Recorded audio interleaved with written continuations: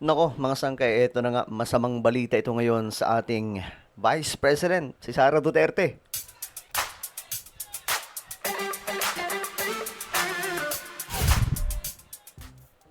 So, hindi po magandang balita ito sa side ng mga DDS ngayon.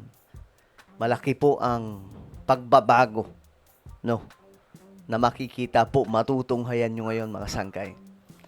Bago tayo magpatuloy sa mga hindi pa po dyan nakakapag-subscribe sa ating YouTube channel, makikita nyo po yung subscribe button sa baba ng video na to. I-click nyo lamang po yung subscribe, i-click ang bell, at i-click nyo po yung all.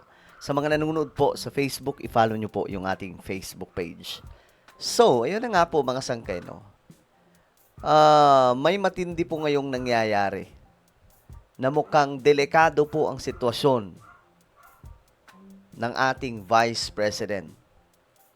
Kasi, yung bagong survey, mga sangkay, lumalabas na dikit na po si VP Sara at ang kanyang mga katunggali.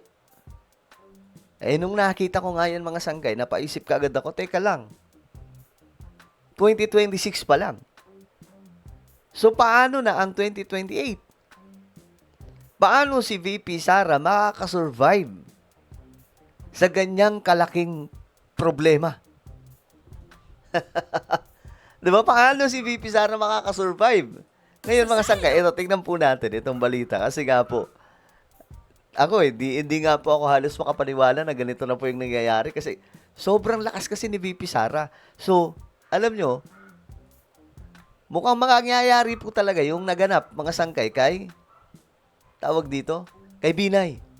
Kasi nangyari na po ito kay Binay dati. Ang lakas-lakas ni Binay. Tapos, biglang natalo ni former President Duterte. Ito mga sangkay, dito sa isang survey, malapit na. Pangalawa si Leni Robredo, pero malapit na po kay Sara Duterte.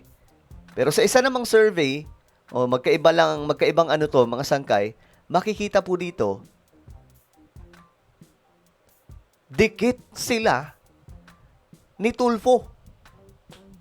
Paano nangyari? Anak ng toka. Ito, panoorin po natin ang balita, mga sangkay. Pambihira talaga itong ano natin, no? Politika sa bansa. Tabla si VP Sara at si Senador Raffy Tulfo habang dikit ang laban sa pagitan ng Vice at Naga City Mayor Leni Robredo kung ngayon na ang 2028 presidential race. Sa latest Pulse Asia survey na eksklusibong nakuha ng Billionaire News Channel, kapwa nakakuha ng 46%. Ayan po, parehas. 46%. Tulfo. Men. Ngayon, mga sangkay, si Raffy Tulfo, hindi po target eh. Ang target ngayon, si VP Sara. Tandaan nyo, si Raffy Tulfo, hindi pa po nagdideklarang presidente yan.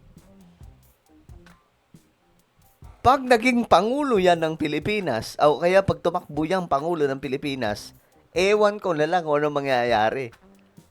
46 din po si VP Sara.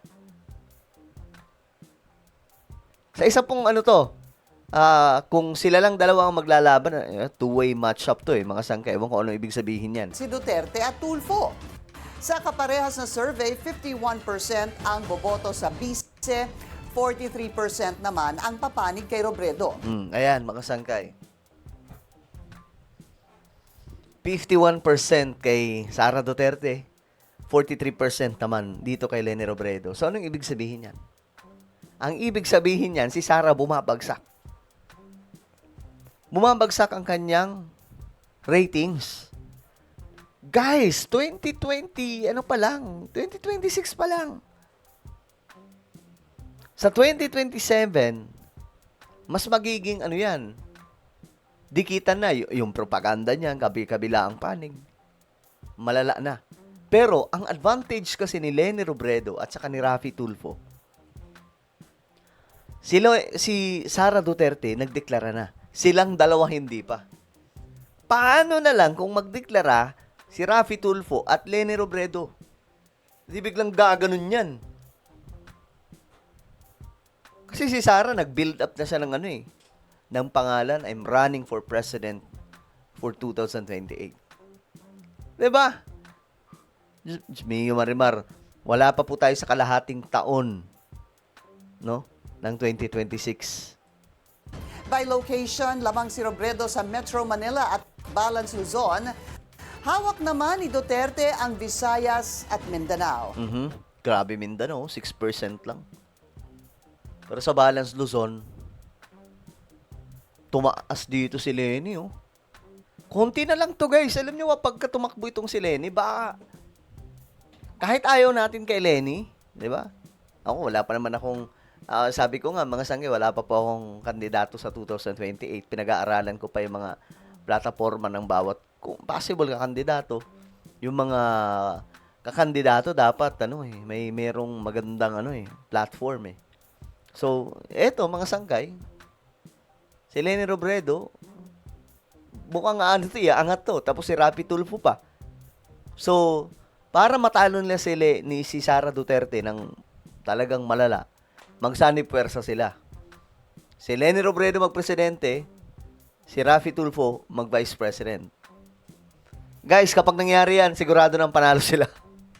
By class, mas marami sa A, B at C ang boboto kay Robredo. Lamang naman ang VP sa D at E. Ginawa ang survey noong February 27 to March 2. Una nang sinabi ni Robredo na wala siyang balak tumakbo bilang Pangulo sa susunod na eleksyon. Siyempre, sa ngayon, hindi siya tatakbo. Pero siyempre, kapag ka nagkaanuhan yan, di ba, nagkasulsulan yan, bigla na lang tatakbo yan. Hindi ko nga alam kung strategy ito, eh. Mamaya, strategiya lang po ito nila Leni Robredo, di ba? Ayan po, 8-point gap. Ang liit po niyan. Lumiit ang agwat ni na Vice President Sara Duterte at Mayor Leni Robredo sa latest survey. Pambihira. Ang nagkomisyon pala nito ay si Senate President Leader. Ayan po, Majority Leader Mig Zubiri. Ayan. So, kahit pa paano patas to. Nauna nang nag-anunsyo si VP Sara na tatakbo siya sa pagkapangulo. Yun yung bad news. Kasi nag-announce na siya. Maagang maaga nag-announce na. So, yung iba dyan, magsasawa. Yung iba dyan, masasabihin na lang nila, baka nga totoo yung corruption niya. So, sa ngayon, ito pa yung delikado sa kanya. Maliban sa bumabagsak ang kanyang rating sa survey, naninilikado pa siya sa impeachment case. So talagang kailangan mong nang dasal dito, Madam Vice President. Kasi ang tindi po ng ang malalaki itong problema mo ngayon. Mambira. Ano po ang inyong opinion, guys, tungkol po dito sa bagong survey? Comment down below. Mayroon tayong YouTube channel. Ito po ay Sangkay Revelation. Hanapin nyo po ito ngayon sa YouTube. Kapag nakita nyo na, i-click nyo po yung subscribe, i-click ang bell, at i-click nyo po yung all. Ako na po ay magpapaalam. Mag-iingat pong lahat. God bless everyone.